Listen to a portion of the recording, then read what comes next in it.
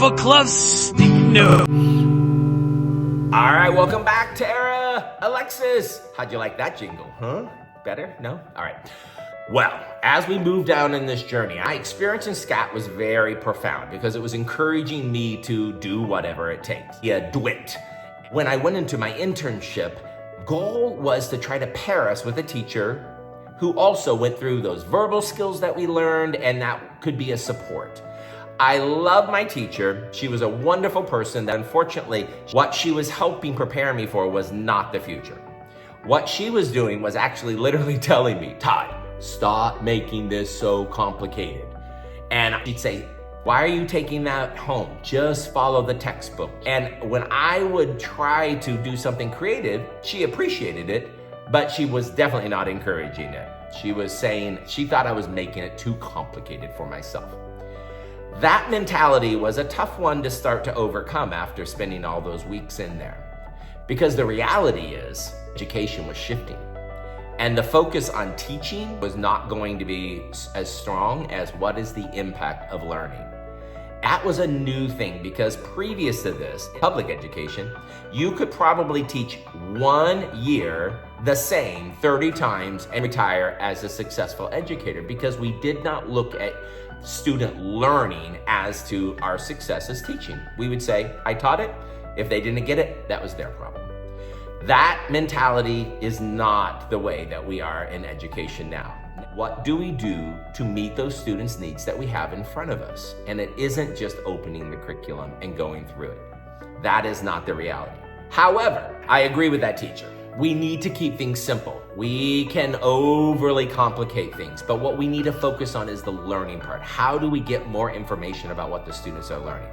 So in AI today, I want to share with you something I did back in June. Back in June, I was in Arizona working with some leaders, and we were looking at teacher evaluation and talking about implications for how do you coach, how do you help teachers grow from that. And one of the leaders explained that he takes all of his notes handwritten. And I had just started using ChatGPT with the generative feature. Up to this time, I'd used the free one, which is text only. I asked him, bring your handwritten notes, and I scanned them in. I said, let's see if we can have it translated into digital text. He looked at me and he said, there's no way. It won't be able to read my handwriting and my abbreviations. Well, lo and behold, we saw immediately, whoa, this did way more than what we thought.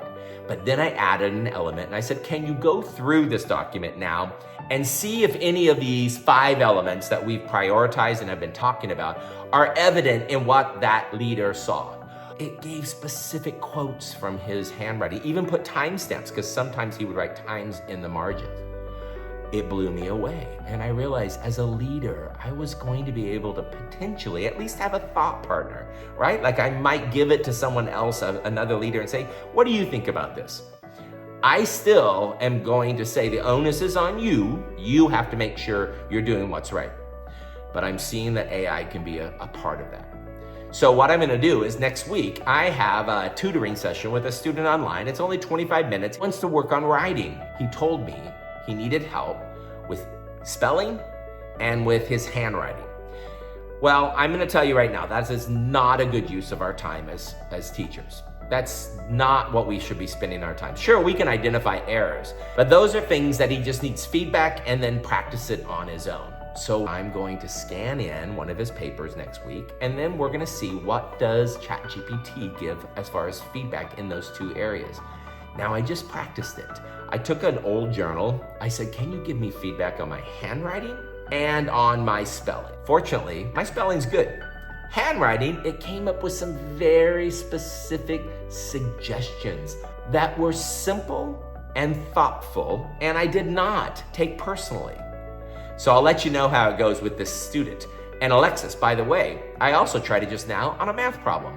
I did a math problem wrong, and I said, if you could give feedback to a teacher on how to support this student, what would you do? Again, I'm not trying to say it's gonna be perfect, any more than if I gave it to my colleague and said, can you help me see what this student may be struggling with? But it was a thought partner. And that's the power I'm realizing with AI, as well as look at how it could take large amounts of information and then collate it. Keep that in mind as you enter this profession.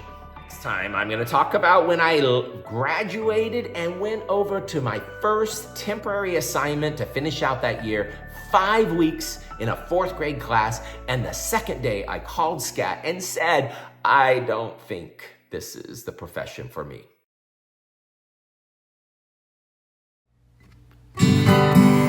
Oh, it is time for CluffsNotes.